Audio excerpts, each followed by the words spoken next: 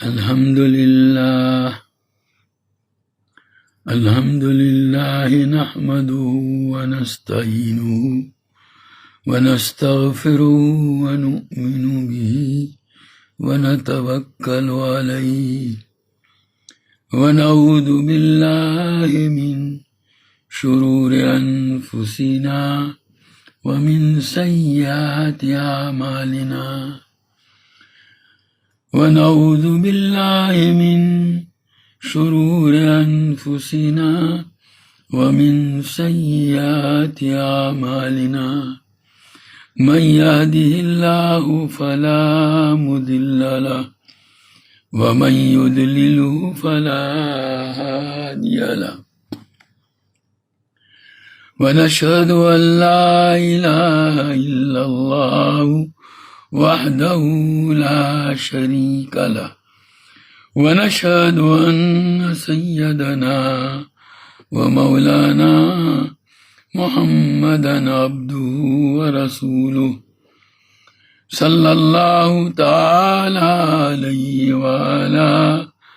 آله وأصحابه وبارك وسلم تسليما كثيرا كثيرا. أما بعد فعن عبد الله بن عباس رضي الله تعالى عنهما أن رسول الله صلى الله عليه وسلم كان يقول عند الكرب لا إله إلا الله العظيم الحليم لا إله إلا الله رب العرش العظيم لا إله إلا الله رب السماوات ورب الأرض ورب العرش الكريم. حضرت عبداللہ بن عباس رضی اللہ تعالیٰ عنہما روایت فرماتے ہیں کہ نبی کریم صلی اللہ تعالیٰ علیہ وسلم مصیبت کے وقت یہ پڑھا کرتے تھے، کہا کرتے تھے، اس اللہ کے علاوہ کوئی معبود نہیں جو عظمتوں والا اور حلم والا ہے. اس اللہ کے علاوہ کوئی معبود نہیں جو عرش کا مالک اور عظمتوں والا ہے. اس اللہ کے علاوہ کوئی معبود نہیں جو آسمانوں اور زمین کا رب اور عرش کا مالک اور کرم والا مہربان ہے. دعا کے الفاظ عربی کے اندر دوبارہ سن لیجئے. لا الہ الا اللہ العظیم الحلیم لا الہ الا اللہ رب العرش العظیم لا الہ الا اللہ رب السماوات ورب الارض ورب العرش الکریم. کسی آدمی پر کوئی ناقابل برداشت مصیبت آ جائے، اس کے لیے یہ دعا بہت مجرب ہے. اس دعا میں دیکھا جائے تو کچھ مانگا نہیں ہے، لیکن اللہ تعالیٰ کو اس کی صفات سے جب پکارا جاتا ہے تو اسی پر اللہ تعالیٰ اس کی تکلیف دور فرما دیتے ہیں. جیسے کسی سخی کو کہا جاتا ہے کہ آپ تو بڑے سخی ہیں، آپ تو ایسے ایسے صفات والے ہیں. وہاں کچھ مانگا نہیں جاتا کہ اتنا دو، بلکہ صرف تعریف کی جاتی ہے، اس لیے کہ معلوم ہے کہ جب اس کی تعریف کی جائے گی تو وہ دے گا. تو جیسے کسی سخی کی تعریف کرنا خود ایک طرح کا سوال ہے، ٹھیک اسی طرح اس دعا میں بھی سوال کے طور پر کوئی چیز مانگی نہیں جا رہی ہے. اس کے باوجود کسی مصیبت کے وقت آدمی اللہ تعالیٰ کو جب ان کلمات سے پکارتا ہے تو اللہ تعالیٰ اس کی مصیبت کو دور کر دیتے ہیں. جیسے کوئی بھوکا کسی سخی کو یوں کہے کہ آپ کی سخاوت تو بہت مشہور ہے اور آپ کے دروازے سے کوئی بھی آدمی خالی نہیں لوٹتا، اور وہ جانتا ہے، یعنی وہ سخی جانتا ہے کہ یہ بھوکا ہے، تو وہ فوراً اس کی ضرورت پوری کرتا ہے. اسی طرح کوئی بندہ کسی تکلیف و مصیبت میں گرفتار ہونے کے وقت اللہ تعالیٰ کو ان پاکیزہ ناموں سے پکارے گا تو اللہ تعالیٰ فوراً اس کی تکلیف کو دور کرے گا. ایک حدیث پاک میں آتا ہے کہ جب بندہ اللہم کہتا ہے تو باری تعالیٰ فرماتے ہیں لبیک یا عبدی میرے بندے میں حاضر ہوں۔ اللہ تعالیٰ بھی کیا عجیب شان، اللہ تعالیٰ کی بھی کیا عجیب شان ہے، کتنی عظمتوں اور کبریائی والی ذات ہے، اس کے باوجود بندہ جب اس کو اے اللہ کہہ کر پکارتا ہے تو باری تعالیٰ فرماتے ہیں اے میرے بندے میں حاضر ہوں۔ اس جملے پر تو آدمی کو مارے خوشی کے قربان ہو جانا چاہیے۔ نبی کریم صلی اللہ تعالیٰ علیہ وسلم نے امت کو ہر موقع پر کوئی نہ کوئی دعا سکھائی ہے۔ کوئی آدمی اچانک کسی مصیبت میں گرفتار ہو جائے، کوئی پریشانی لاحق ہو، کوئی پریشان کن اور غم و حزن میں ڈالنے والا معاملہ اور بے چین کرنے والا واقعہ اچانک پیش آ جائے، اس وقت آدمی کیا کرے؟ تو اس موقع کی دعا بھی نبی کریم صلی اللہ تعالیٰ علیہ وسلم نے بتلائی ہے۔ اس موقع کی مختلف دعائیں ہیں، ہم امام بخاری رحمۃ اللہ علیہ نے اس میں سے 2 دعائیں ذکر کی ہیں۔ ایک تو حضرت عبداللہ ابن عباس رضی اللہ تعالیٰ عنہما والی جو بھی روایت میں آئی کہ حضرت عبداللہ ابن عباس نقل کرتے ہیں کہ نبی کریم صلی اللہ علیہ وسلم کسی مصیبت اور پریشانی کے وقت یا اچانک آنے والی تکلیف و بے چینی کے موقع پر یہ دعا پڑھا کرتے تھے، نہیں کوئی معبود اللہ کے سوا جو بڑی عظمت والا اور حلم و تحمل والا ہے، نہیں کوئی معبود سوائے اس اللہ کے جو آسمانوں اور زمین کا اور عرش عظیم کا رب ہے۔ لا الہ الا اللہ عظیم الحلیم، لا الہ الا اللہ رب السماوات والارض رب العرش العظیم۔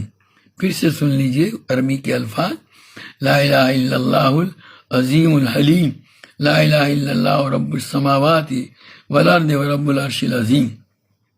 رب العرش العظیم میں العظیم کو رب کی صفت بھی قرار دیا گیا ہے، جس کا ترجمہ ہوگا عرش کا عظمت والا پروردگار، اور عرش کی صفت بھی قرار دیا گیا ہے جس کا ترجمہ یہ ہوگا عظمت والے عرش کا پروردگار۔ دونوں طریقوں سے پڑھا گیا ہے۔ اس باب میں جو روایت ہے، ایک روایت یہ بھی ہے، حضرت عبداللہ ابن حارث رضی اللہ تعالیٰ عنہ کہتے ہیں کہ میں نے حضرت عبداللہ ابن عباس رضی اللہ تعالیٰ عنہما کو یہ فرماتے ہوئے سنا کہ نبی کریم صلی اللہ علیہ وسلم کسی بھی مصیبت اور تکلیف کے وقت یہ دعا فرمایا کرتے تھے، اللہ کے علاوہ کوئی معبود نہیں جو عظمت والا اور حلم والا ہے، اللہ کے علاوہ کوئی عبادت کے لائق نہیں جو عرش عظیم کا رب ہے، اللہ کے علاوہ کوئی معبود نہیں جو آسمانوں اور زمین کا رب ہے اور عرش کریم کا رب ہے۔ اے اللہ یہ مصیبت جو پیش آئی ہے اس کے شر اور ضرر کو مجھ سے دور کر دے۔ عربی کے الفاظ سن لیجئے، لا الہ الا اللہ العظیم الحلیم، لا الہ الا اللہ رب العرش العظیم، لا الہ الا اللہ رب السماوات والارض ورب العرش الکریم، اللہم اصرف شرہ۔ یہ دونوں روایتیں جو حضرت عبداللہ ابن عباس رضی اللہ تعالیٰ عنہما ہی سے مروی ہیں، ان میں جو کلمات دعا کے طور پر سکھائے گئے ہیں، اس سلسلے میں حضرات علماء نے تفصیل کرتے ہوئے لکھا ہے کہ یہاں ایک اشکال ہوتا ہے، ان کلمات میں دعا کے طور پر تو کوئی بھی چیز نہیں ہے، ان میں تو صرف تحلیل، تسبیح اور تحمید ہے، پھر یہ دعا کیسے ہوئی؟ اس کا جواب دیتے ہوئے حضرات علماء فرماتے ہیں کہ ان روایات میں شروعات کے کلمات بتائے گئے ہیں کہ آدمی دعا سے پہلے یہ کلمات کہے، اس کے بعد جو دعا کرنی ہو کرے تو دعا قبول ہوگی۔ چنانچہ دوسری روایت میں جو ابن عباس رضی اللہ تعالیٰ عنہ کی ابھی سنائی گئی، اس میں ان کلمات کے بعد آخر میں یہ جملہ بھی ہے، اللہم صرف شرہ، یا اللہ یہ جو مصیبت پیش آئی ہے اس کے شر اور ضرر کو تو مجھ سے دور کر دے۔ تو یہاں دعا کے کلمات بھی ہیں، اس کے شروع میں وہی تحلیل وغیرہ ہے۔ دوسرا جواب بھی دیا گیا ہے اور اسی کو زیادہ پسند بھی کیا گیا ہے کہ کبھی کسی چیز کی دعا کی جاتی ہے تو صاف لفظوں کے ذریعے اس کا نام لے کر مطالبہ کیا جاتا ہے، اور دعا کبھی بطور تعریض بھی ہوتی ہے، یعنی صاف صاف سوال نہیں کیا جاتا لیکن انداز بتلاتا ہے کہ سوال کیا جا رہا ہے۔ جیسے کوئی آدمی کسی سخی کی تعریف کرے اور اس کے پاس جا کر کہے آپ ایسے ہیں، آپ لوگوں کی حاجتیں پوری کرتے ہیں، لوگوں کے کام آتے ہیں، لوگوں کی پریشانیاں دور کرتے ہیں، اس کا مطلب سوال ہی ہوتا ہے۔ اگرچہ وہ اپنی زبان سے نہیں کہتا کہ آپ میری ضرورت پوری کیجئے، لیکن جو تعریف کر رہا ہے یہی گویا اس کی طرف سے ایک درخواست اور سوال ہے۔ ایسے ہی یہاں پر بھی اللہ تعالیٰ کی تحلیل اور تسبیح بیان کی جا رہی ہے، اور صاف اور صریح الفاظ میں سوال نہیں کیا جا رہا ہے، لیکن تعریضاً یہ سوال ہی ہے۔ حضرت سفیان بن عیینہ رحمۃ اللہ علیہ سے اس سلسلے میں پوچھا گیا تو انہوں نے جواب کا تیسرا انداز اختیار کیا۔ وہ فرماتے ہیں کہ حدیث پاک میں آتا ہے کہ اللہ تعالیٰ نے فرمایا کہ کوئی بندہ اگر میری یاد میں مشغول ہوتا ہے اور میرے ذکر اور میری یاد میں مشغولی کی وجہ سے اس کو مجھ سے دعا مانگنے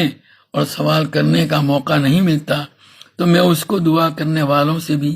زیادہ دیتا ہوں۔ اور یہاں پر بھی وہی شکل ہے۔ ان کلمات کے علاوہ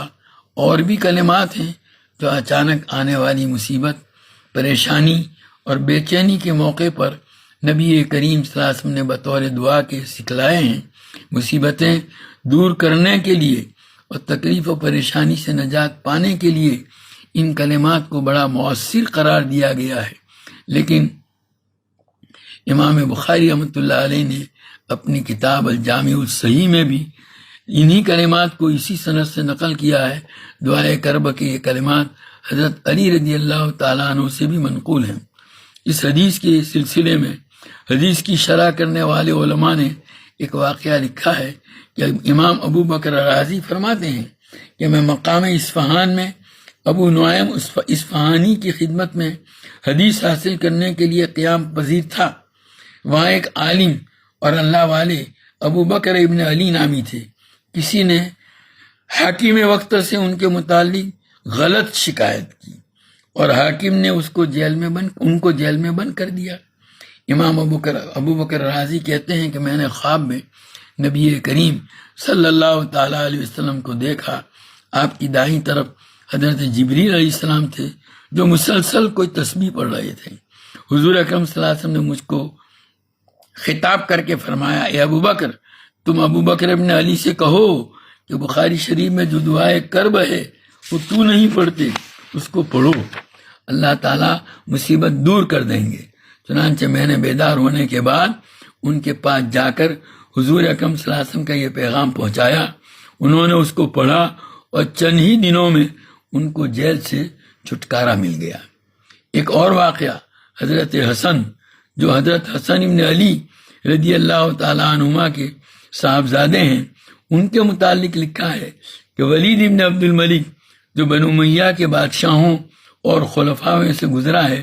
اس نے اپنے ماتحت حاکم عثمان ابن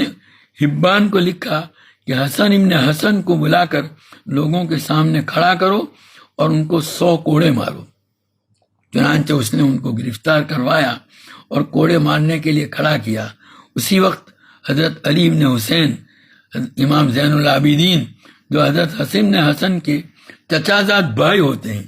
انہوں نے کھڑے ہو کر اسی مجمع میں کہا، اے میرے چچا زاد بھائی، آپ وہ دعائے کرب کیوں نہیں پڑھتے؟ چنانچہ انہوں نے وہ پڑھی۔ اسی وقت حاکم نے اپنا سر جھکا لیا،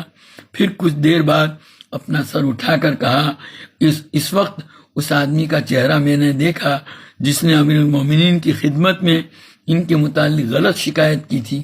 ان کو یہاں سے لے جاؤ، میں امیر المومنین کو خط لکھ دوں گا کہ ان کا کوئی قصور نہیں ہے۔ حضرت حسن ابن حسن ہی کے حوالے سے روایت ہے کہ حضرت عبداللہ ابن جعفر رضی اللہ تعالیٰ عنہ نے جب اپنی صاحبزادی کا نکاح کرایا تو اس کو رخصت کرتے ہوئے کہا، بیٹی کبھی کوئی تکلیف پیش آئے تو دعائے کرب پڑھیو۔ حضرت حسن ابن علی فرماتے ہیں، ایک مرتبہ حجاج ابن یوسف نے مجھے بلوایا۔ جب میں اس کے سامنے پہنچا تو میں نے یہی کلمات پڑھے۔ حجاج کہنے لگا، میں نے تو تم کو قتل کے ارادے سے بلوایا تھا، لیکن اب میرے دل میں تمہارے متعلق ایسی محبت جوش مار رہی ہے کہ کسی اور چیز کی محبت اتنی نہیں پاتا۔ یہ کلمات بہت مؤثر ہیں، ان کا اہتمام کیا جائے۔ یہ کلمات مختلف طریقوں سے منقول ہیں، صلاۃ الحاجت کی دعا کے شروع میں بھی پڑھے جاتے ہیں۔ ان کے علاوہ اور کلمات بھی مصیبت و پریشانی کے موقع پر نبی کریم صلی اللہ علیہ وسلم سے بطور دعا منقول ہیں۔ چنانچہ حضرت اسماء بنت امیس رضی اللہ تعالیٰ عنہ ایک صحابیہ ہیں، پہلے حضرت جعفر رضی اللہ تعالیٰ عنہ کے نکاح میں تھیں، ان کے انتقال کے بعد حضرت ابوبکر رضی اللہ تعالیٰ عنہ کے نکاح میں آئیں۔ حضرت فاطمہ رضی اللہ تعالیٰ عنہ کی بیماری میں ان کی ساری خدمت اور ان کے انتقال کے بعد ان کے غسل وغیرہ کا پورا کام انہوں نے ہی کیا تھا۔ حضرت ابوبکر رضی اللہ تعالیٰ عنہ کے انتقال کے بعد حضرت علی رضی اللہ تعالیٰ عنہ کے نکاح میں آئیں، بڑی جلیل القدر صحابیہ ہیں۔ وہ فرماتی ہیں کہ مجھ سے نبی کریم صلی اللہ علیہ وسلم نے فرمایا وہ کلمات جو تم کسی مصیبت کے وقت پڑھو میں تم کو نہ سکھاؤں؟ پھر حضور اکرم صلی اللہ علیہ وسلم نے فرمایا یوں کہا کرو اللہ اللہ ربی لا اشرک بہ شیئا، اس کے بعد دعا کیا کرو اللہ اللہ ربی لا اشرک بہ شیئا، اس کے بعد دعا کیا کرو۔ حضرت عبداللہ بن عباس رضی اللہ تعالیٰ عنہما سے روایت ہے کہ ایک مرتبہ نبی کریم صلی اللہ تعالیٰ علیہ وسلم نے اپنے گھر والوں کو جمع کیا، اور بعض روایتوں میں ہے کہ بنو ہاشم کو جمع کیا، اور دروازے کی چوکھٹ پر کھڑے ہو کر اوپر کا سرا پکڑ کر فرمایا میں تم کو ایک دعا سکھاتا ہوں، کسی بھی مصیبت کے وقت اس کو پڑھا کرو، انشاءاللہ دور ہو جائے گی۔ پھر یہی دعا بتلائی اللہ اللہ ربی لا اشرک بہ شیئا، یاد کر لو اللہ اللہ ربی لا اشرک بہ شیئا۔ اس سلسلے میں ایک اور دعا بھی ہے جو دوسری روایت میں آ رہی ہے، وہ بھی نبی کریم صلی اللہ تعالیٰ علیہ وسلم سے منقول ہے۔ حضرت عبدالرحمن بن ابو بکرہ فرماتے ہیں کہ میں نے اپنے والد حضرت ابو بکرہ رضی اللہ تعالیٰ عنہ سے کہا ابا جان میں سنتا ہوں کہ آپ روزانہ صبح کے وقت ان کلمات کے ذریعے سے دعا کیا کرتے ہیں، یا اللہ مجھے میرے جسم میں عافیت عطا فرما، یا اللہ مجھے میرے کان میں یعنی سننے کی صلاحیت میں عافیت عطا فرما، یا اللہ مجھے میری آنکھوں میں یعنی دیکھنے کی صلاحیت میں عافیت عطا فرما، تیرا علاوہ کوئی عبادت کے لائق نہیں۔ آپ اس دعا کو صبح کے وقت بھی 3 مرتبہ پڑھتے ہیں اور شام کے وقت بھی 3 مرتبہ پڑھتے ہیں۔ عربی کے الفاظ ہیں اللہم عافنی فی بدنی، اللہم عافنی فی سمعی، اللہم عافنی فی بصری، لا الہ الا انت، اللہم عافنی فی بدنی، اللہم عافنی فی سمعی، اللہم عافنی فی بصری، لا الہ الا انت۔ یہ جو ہے وہ 3 مرتبہ اس کو دہرایا جاتا تھا۔ اور آپ یہ بھی دعا کرتے ہیں اللہ میں تیری پناہ چاہتا ہوں کفر اور فقر سے، یا اللہ میں تیری پناہ چاہتا ہوں عذاب قبر سے، تیرے علاوہ کوئی معبود نہیں۔ آپ صبح کے وقت بھی اور شام کے وقت بھی ان کلمات کو 3 مرتبہ پڑھتے ہیں۔ جواب میں حضرت ابو بکر رضی اللہ تعالیٰ نے فرمایا جی ہاں اے میرے بیٹے، میں نے نبی کریم صلی اللہ علیہ وسلم کو یہ کلمات اسی طرح پڑھتے ہوئے سنے، اور میں پسند کرتا ہوں کہ نبی کریم صلی اللہ علیہ وسلم کے طریقے پر چلوں۔ اسی طرح کی ایک اور روایت ان کے دوسرے صاحبزادے سے بھی منقول ہے۔ وہ فرماتے ہیں کہ میں نے اپنے والد کو نماز کے بعد یہ کلمات صبح اور شام پڑھتے ہوئے سنا تو میں نے یاد کر لیے، اور میں بھی پڑھنے لگا۔ جب میرے ابا نے سنا تو پوچھا تم یہ کلمات کہاں سے سیکھ کر پڑھتے ہو؟ انہوں نے کہا میں نے آپ کو پڑھتے ہوئے سنا تو میں نے بھی یاد کر کے پڑھنا شروع کر دیے۔ اس پر ابا نے کہا ہاں میں نے نبی کریم صلی اللہ علیہ وسلم کو اسی طرح پڑھتے ہوئے سنا، لہذا تم بھی اس کو پڑھا کرو۔ پھر فرمایا نبی کریم صلی اللہ علیہ وسلم نے یہ بھی ارشاد فرمایا پریشان حال کی دعاؤں میں یہ بھی ہے، یا اللہ میں تیری ہی رحمت کا امیدوار ہوں، مجھے ایک لمحے کے لیے بھی میرے نفس کے حوالے نہ کیجیے اور میرے سارے معاملات کو ٹھیک کر دے، تیرا علاوہ کوئی معبود نہیں۔ اللہم رحمتک ارجو ولا تکلنی الی نفسی طرفۃ عین واصلح لی شانی کلہ لا الہ الا انت۔ پھر سے سن لو اللہم رحمتک ارجو ولا تکلنی الی نفسی طرفۃ عین واصلی لی شانی کلہ لا الہ الا انت۔ اللہم رحمتک ارجو ولا تکلنی الی نفسی طرفۃ عین واصلی لی شانی کلہ لا الہ الا انت۔ کسی بھی پریشانی، مصیبت اور بے چینی کے وقت پڑھنے کے لیے نبی کریم صلی اللہ علیہ وسلم نے یہ دعا بھی بتلائی ہے، اور بزرگوں نے اس کو بھی بڑا مؤثر لکھا ہے۔ اس کے علاوہ ایک اور دعا بھی ہے جس کی نبی کریم صلی اللہ علیہ وسلم نے تاکید فرمائی ہے، یا حی یا قیوم برحمتک استغیث، یا حی یا قیوم برحمتک استغیث۔ آدمی مصیبت اور پریشانی کے وقت یہ دعا بھی پڑھے تو انشاءاللہ اس کی پریشانی دور ہو جائے گی۔ اور ایک دعا یہ بھی ہے، لا الہ الا انت سبحانک انی کنت من الظالمین۔ نسائی اور ترمذی میں حضرت سعد بن ابی وقاص رضی اللہ تعالیٰ عنہ سے روایت ہے کہ نبی کریم صلی اللہ علیہ وسلم نے ارشاد فرمایا، وہ دعا جو مچھلی والے نے مچھلی کے پیٹ میں پڑی تھی، یعنی حضرت یونس علیہ نبینا علیہ الصلوۃ والسلام نے مچھلی کے پیٹ میں پڑی تھی، اس دعا کے ذریعے جب بھی کوئی مسلمان دعا کرے گا تو اللہ تعالیٰ ضرور اس کی دعا قبول کرے گا۔ اس پر ایک آدمی نے عرض کیا، یا اللہ کے رسول، یہ دعا حضرت یونس کے ساتھ خاص تھی یا تمام کے لیے عام ہے؟ تو نبی کریم صلی اللہ علیہ وسلم نے ارشاد فرمایا، تمام کے لیے عام ہے۔ کیا تم قرآن کریم میں یہ آیت نہیں پڑھتے؟ وَنَجَّيْنَاهُ مِنَ الْغَمِّ وَكَذَلِكَ نُنْجِي الْمُؤْمِنِينَ۔ حضرت یونس کو ہم نے غم اور حزن اور پریشانی سے نجات دی، اور ہم اسی طرح ایمان والوں کو بھی نجات دیتے ہیں۔ گویا اس دعا میں ان کی خصوصیت نہیں، بلکہ جو مسلمان بھی کسی بھی مصیبت کے وقت یہ دعا پڑھے گا تو اللہ تعالیٰ اس کو مصیبت سے ضرور نجات دے گا۔ اللہ تعالیٰ ہمیں عمل کی توفیق عطا فرمائے۔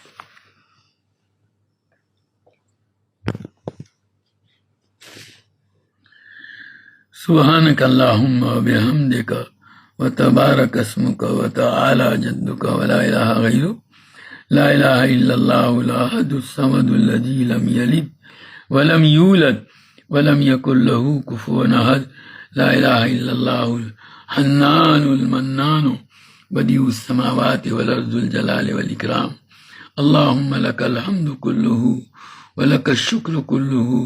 ولک الملک کلہ وبیدک الخیر کلہ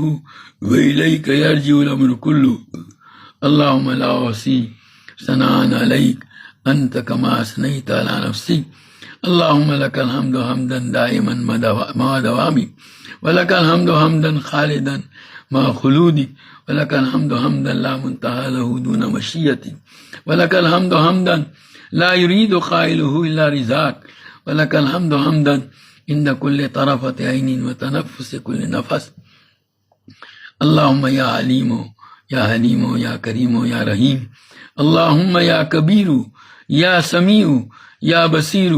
یا من لا شریک لہ ولا وزیر لہ، ویا خالق الشمس والقمر المنیر، ویا عصمت الباعث الخائف المستجیر، ویا رازق الطفل الصغیر، ویا جابر العظم الکثیر، ندعوک دعاء البائس الفقیر کدعاء المستر الزریر، دعاء من خضعت لک رقبتہ وفازت لک عبرتہ وذل لک جسمہ ورغمک لک انفہ۔ اللہم لا تجعلنا بدعائک ربنا شقیا وکن لنا رؤوفا رحیما۔ اللہم صلی علی سیدنا و مولانا محمد وعلی آل سیدنا و مولانا محمد کما صلیت علی سیدنا ابراہیم وعلی آل سیدنا ابراہیم انک حمید مجید۔ اللہم بارک علی سیدنا و مولانا محمد وعلی آل سیدنا و مولانا محمد کما بارکت علی سیدنا ابراہیم وعلی آل سیدنا ابراہیم انک حمید مجید۔ اللہم صلی صلاة کاملة وسلم سلاما تاما علی سیدنا محمد تنحل به العقد وتنفرج به الكرب وتقضى به الحوائج وتنال به الرغائب ويستسقى الغمام بوجهه الكريم وعلى آله وصحبه في كل لمحة ونفس بعدد كل معلوم لك ربنا ظلمنا أنفسنا وإن لم تغفر لنا وترحمنا لنكونن من الخاسرين ربنا اغفر لنا ذنوبنا وإسرافنا في أمرنا وثبت أقدامنا وانصرنا على القوم الكافرين ربنا اغفر لنا ولإخواننا الذين سبقونا بالإيمان ولا تجعل في قلوبنا غلا للذين آمنوا ربنا إنك رؤوف رحيم ربنا لا تؤاخذنا إن نسينا وأخطأنا ربنا ولا تحمل علينا إصرا كما حملته على الذين من قبلنا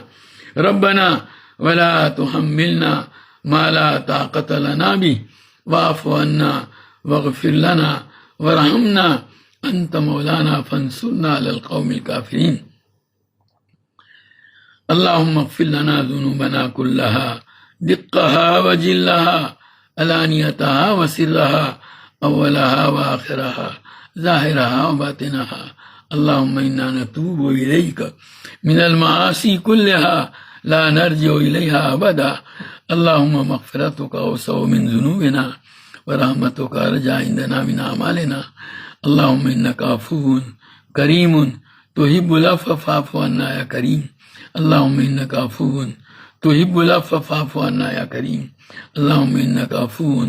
تحب العفو فاعف عنا يا كريم اللهم وفقنا لما تحب وترضى من القول والعمل والفعل والنیت والہدی اے اللہ تو ہمارے گناہوں کو معاف فرما ہماری خطاؤں سے درگزر فرما تیری مرضیات پر ہم کو زیادہ سے زیادہ چلا کر تیری نامرضیات سے ہماری پوری حفاظت فرما نبی کریم صلی اللہ تعالی علیہ وسلم کے طریقوں اور سنتوں کو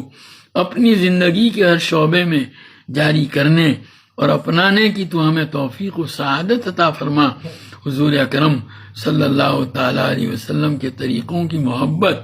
اور غیروں کے طریقوں کی نفرت ہمارے قلوب کے اندر ڈال دے اے اللہ تمام رذائل سے ہم کو پاک اور صاف فرما کر محاسن اخلاق سے مزین فرما تیری معرفت و محبت کے انوار سے ہمارے قلوب کو منور فرما تیری یاد سے ہمارے دلوں کو آباد فرما دوام ذکر و دوام طاعت کی ہمیں توفیق عطا فرما تمام اعمال میں اخلاص اتباع اور احتساب کی کیفیت نصیب فرما ہمیں ہمارے اہل و عیال اور تمام متعلقین کو اے اللہ صحت قوت عافیت سلامتی دنیا آخرت کی بھلائیوں سے مالا مال فرما ہماری تمام ضرورتوں کی تو اپنا خزانہ غیب سے کفالت فرما ہمیں کسی کا محتاج و دستنگر نہ بنا ہماری روزیوں میں برکت اور وسعت عطا فرما